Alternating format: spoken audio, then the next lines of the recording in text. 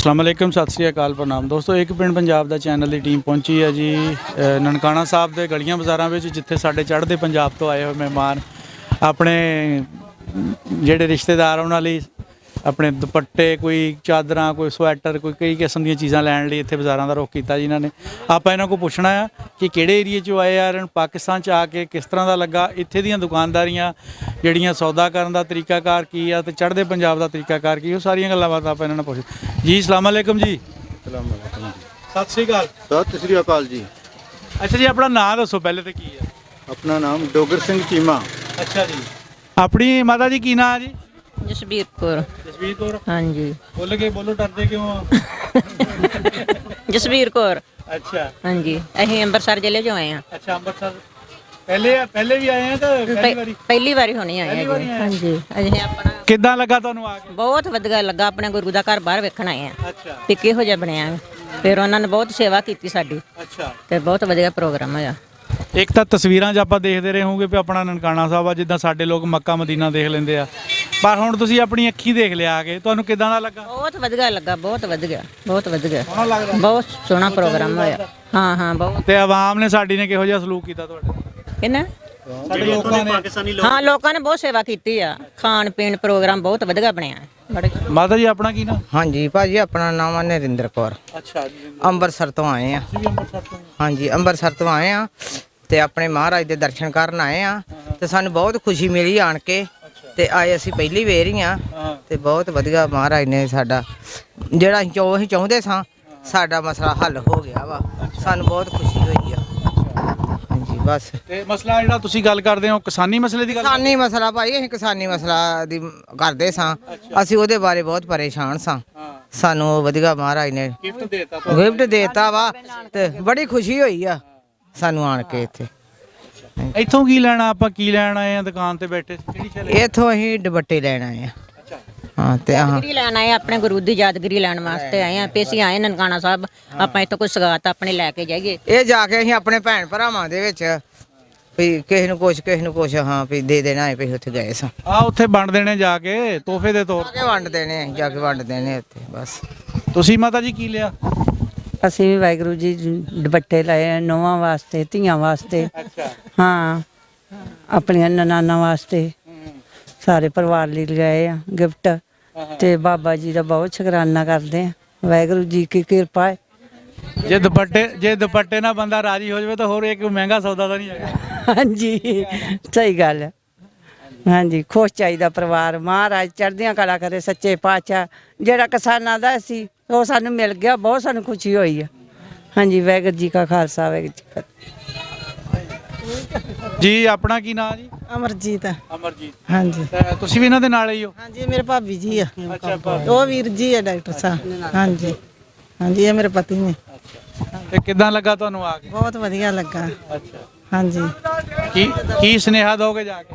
ਸੁਨੇਹਾ ਦੇਵਾਂਗੇ, ਬਹੁਤ ਵਧੀਆ ਲੱਗਾ। ਇਹ ਮਹਾਰਾਜ ਦੇ ਦਰਸ਼ਨ ਕਰਕੇ ਬਹੁਤ ਆਨੰਦ ਆਇਆ।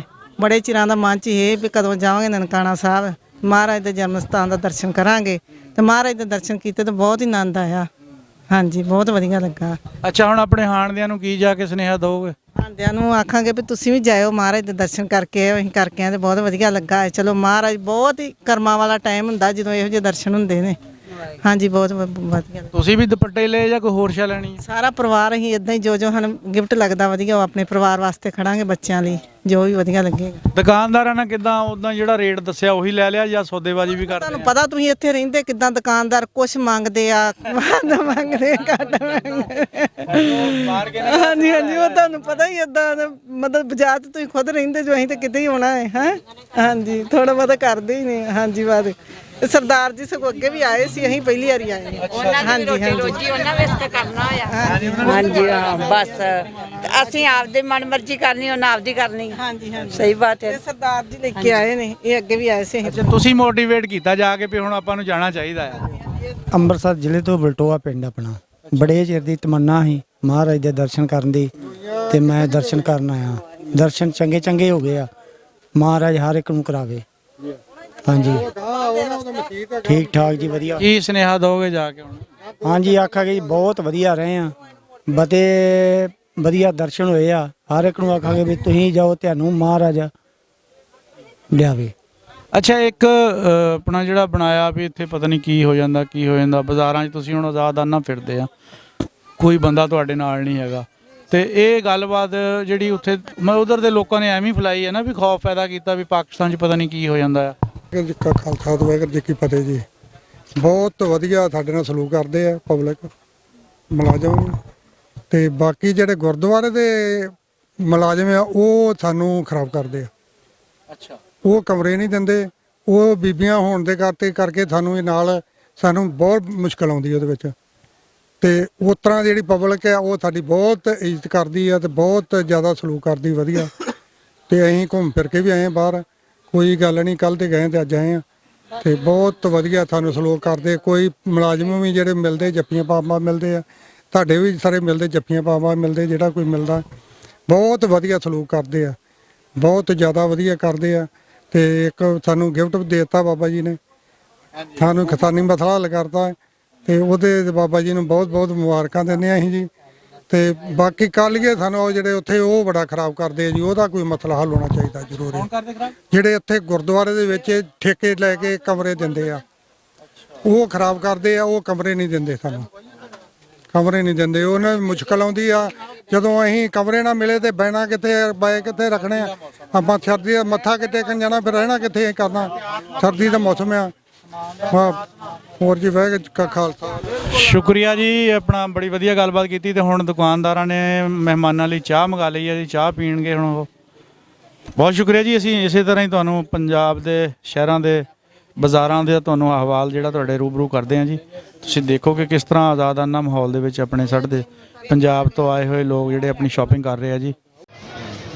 ਕੋਈ ਆ ਮੇਲੇ ਦੇ ਸਾਲ ਦੇ ਵਿੱਚ 3 ਵਾਰ ਭਾਵੇਂ ਆ ਜਾਓ, ਵਿਸਾਖੀ ਤੇ ਹੁਣ ਆਪਣੇ ਗੁਰਪੁਰਬ ਦੇ, ਉਸ ਤੋਂ ਬਾਅਦ ਜਿਹੜੇ ਹੋਰ ਪਰਬ ਆਉਂਦੇ, ਸ਼ਹੀਦੀ ਦਿਵਸ ਆਉਂਦਾ, ਗੁਰਬਖਸ਼ ਦਿੰਦੇ ਉਹ ਲਾਹੌਰ। ਕਿਹੜੇ ਏਰੀਏ ਤੋਂ ਆਏ ਆ ਜੀ? ਹਰਿਆਣਾ ਜੀ, ਹਰਿਆਣਾ ਸਟੇਟ ਹੈ, ਜ਼ਿਲ੍ਹਾ ਸਰਸਾ, ਪਿੰਡ ਸੰਤ ਨਗਰ। ਅੱਛਾ। ਹਾਂਜੀ। ਤੇ ਕਿਹੜੀ ਸ਼ੈ ਲਈ ਇੱਥੋਂ ਸਾਬਣ ਲਿਆ? ਨਹੀਂ ਜੀ ਕੁਛ ਨਹੀਂ। ਹਾਂ, ਖਸ਼ਕਾਸ਼ ਪੁੱਛ ਰਹੇ ਸੀ। ਖਸ਼ਕਾਸ਼? ਹਾਂਜੀ। ਉਹ ਕੀ ਕਰਨੀ ਆ? ਘੋਟ ਕੇ ਪੀਵਾਂਗੇ। ਅੱਛਾ ਜਾਂ ਦੀ ਮਠਿਆਈ ਬਣਾ ਕੇ ਸਰਦੀਆਂ 'ਚ ਖਾਂਦੇ ਹਾਂ। ਹਾਂ, ਬੜੀ ਚੰਗੀ ਚੀਜ਼ ਆ। ਹਾਂਜੀ। ਅੱਛਾ, ਲੱਭਦੇ ਹੋ ਯਾਰ ਬਜ਼ੁਰਗਾਂ ਨੂੰ ਖਸ਼ਕਾਸ਼? ਵਾਧੂ ਇਹਨਾਂ ਕੋਲ ਬੋਰੀਆਂ ਭਰੀਆਂ ਪਈਆਂ। ਅੱਛਾ, ਸਵੇਰ ਲਿਆ ਕੇ ਜਾਇਓ। ਬੋਰੀਆਂ ਭਰੀਆਂ ਪਈਆਂ। ਸੁਣਾਓ ਕਿੱਦਾਂ ਬਾਬਾ? ਠੀਕ ਲੱਗਾ? ਬਹੁਤ ਸੋਹਣਾ ਮੇਲਾ ਤੇ ਇਹੀ ਆ। ਮੇਲੇ ਜ਼ਿੰਦਗੀ 'ਚ ਇੱਕ ਵਾਰ ਸਾਰੇ ਦੇਖੇ ਆ। ਹਾਂ। ਲੇਕਿਨ ਅਸਲ ਮੇਲਾ ਨਨਕਾਣੇ ਦਾ ਹੈ। ਹੁਣ ਵੈਸੇ ਉਹ ਰੰਗਤ ਨਹੀਂ ਰਹੀ। ਮੈਂ 2005 'ਚ ਆਇਆ ਸਾਂ। ਹਾਂ। ਉਦੋਂ ਸੀ ਕਿ ਇੱਕ ਦੂਜੇ ਨੂੰ ਪੁੱਛਦੇ ਸੀ, ਕੋਈ ਫਲਾਣੇ ਜ਼ਿਲ੍ਹੇ ਦਾ ਮਿਲ ਜੇ ਭਾਈ, ਕੋਈ ਫਲਾਣੇ ਪਿੰਡ ਦਾ ਮਿਲ ਜੇ। ਅਸਲ ਮੇਲਾ ਉਹ ਹੁੰਦਾ ਵਿਛੜਿਆਂ ਦਾ। ਹਾਂ, ਉਹ ਮੈਨੂੰ ਇੱਥੇ ਬੜਾ ਇੱਕ ਸਵਾਦ ਵੱਖਰਾ ਹੀ ਨਜ਼ਰ ਆਇਆ ਸੀ ਝਲਕ। ਹਾਂ। ਹੁਣ ਉਹ ਸਮੇਂ ਬਦਲਦੇ ਜਾ ਰਹੇ ਨੇ, ਉਹ ਪੁਰਾਣੇ ਬਜ਼ੁਰਗ ਜਾਂਦੇ ਰਹੇ ਨੇ।